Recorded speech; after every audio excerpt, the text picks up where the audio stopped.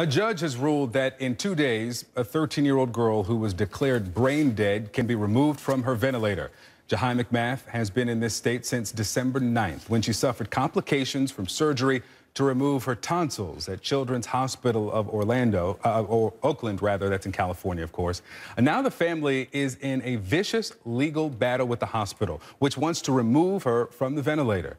At the core of the issue is the definition of death, since Jahi's family insists their daughter is still alive as long as her heart is beating. Joining us to talk about this, two professors of medical ethics with very different views. Robert Veach is from Georgetown University and supports the definition of brain death as legally dead. And Dr. Robert Truog is from Harvard Medical School. He supports the opposing view that people who are brain dead but have beating hearts are still alive. So let me start with just the basic question. We'll expound over the next 5 or 6 minutes with each of you. Doctor and Professor. Professor, I'll start with you. Is Jahi McMath dead? She's certainly legally dead according to the law of the state of California. In fact, she would be legally dead at every state in the union, with the special exception of some conditions in New Jersey where possibly she would be classified as alive. The issue is, what do we do with the minority of people, maybe 10% of the American population, doctors as well as philosophers and ordinary people, who continue to believe that death should be measured by loss of heartbeat or circulation? Dr. Truog, I'm going to ask you the same question. Is Jahi McMath dead? And I also want you to take into consideration that most of the medical community believe what Professor Veach just said, is that once that brain activity, there's full cessation, complete cessation, that person is legally dead. Professor Veach is absolutely correct that for decades in our country, and indeed most countries around the world, people who meet these criteria are considered legally dead. There's no doubt about that. And I think that the hospital is quite justified in the approach that they've taken to say that since she is legally dead, they have no obligation to continue to provide life support for her. Where the debate is about is kind of the distinction between this legal definition of death and a more biological or medical understanding of death.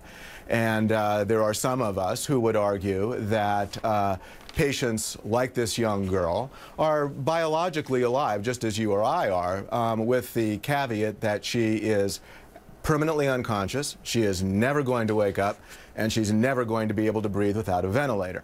Now, you know, for most people, the distinction here is kind of moot, because they would say, well, if I was permanently unconscious and never going to wake up, why would I want to be kept alive anyway? But for this family in Oakland, I think that distinction is an important one, and that's why we're having this debate. Let me ask you, Professor Veach, you wrote this op-ed on CNN.com, and it's entitled, "Let Parents Decide If Teen is Dead." Why should the parents be allowed to make that decision? If there is a medical definition of brain death, and most states accept that medical definition as the legal definition, why then should, in this case or any other case, the parents be allowed to make the decision? Well, there isn't exactly a medical definition. In fact, Dr. Truog has pointed out that on medical grounds, some physicians continue to support the notion of cardiac or circulatory death as the basis for pronouncing death. There is law that's pretty well accepted universally. The problem is that there is no scientific way of resolving this dispute. It's really a dispute about philosophy or religion, if you will. So even though I favor a version of the brain-based death pronouncement, I recognize that the dispute is one based on values and philosophy. So I would also support arrangements to respect the views of those who think death should only be pronounced when the heart irreversibly stops pumping blood. There's a question here of if this is a pro-life and pro-choice discussion. Dr. Trug, if a family can make the decision about when a person dies or what the definition of death is, should that family also be allowed to make the decision on the other end of the spectrum, on the other end of life, when a person, a child, should live and what the definition of life is as well? Right. Well, I'm not sure that it's helpful here to try to make a parallel to the abortion debates here. Well, I'm not using the word abortion. I'm going to read straight to you from the family statement. We have our strong convictions and set of beliefs, and we believe that in this country, a parent has the right to make decisions concerning the existence of their child. That's from Jahi McMath's family. So if they believe that they should be able to, on religious grounds, be able to keep her alive, or they don't believe she's dead, should those same religious beliefs be applied to a discussion about if they have the right to determine when a person is alive or when life begins as well? Yeah, well, no, I do. I think that, as Professor Verveech has said, I think that these are very personal views that relate to one's philosophy, one's religious background, and I do believe that in our society we ought to have as much latitude as possible for people to be able to make their own choices about these things. Professor Veach, last word from you.